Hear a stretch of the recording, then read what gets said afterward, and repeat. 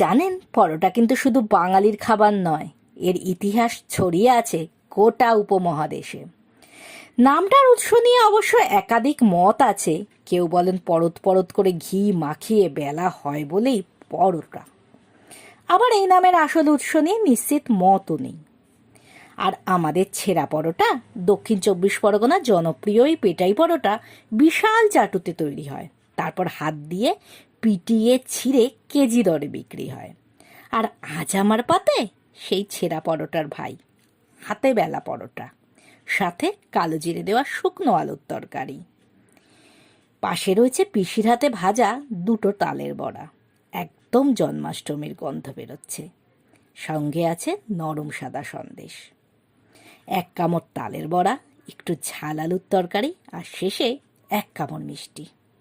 আহা, এই তো ঝাল মিষ্টির পারফেক্ট ব্যালেন্স।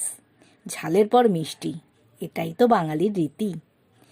পরোটার ইতিহাস আর বাঙালির উৎসব, পুরো গল্পটাই যেন পাতে উঠে এসেছে। কি বলেন?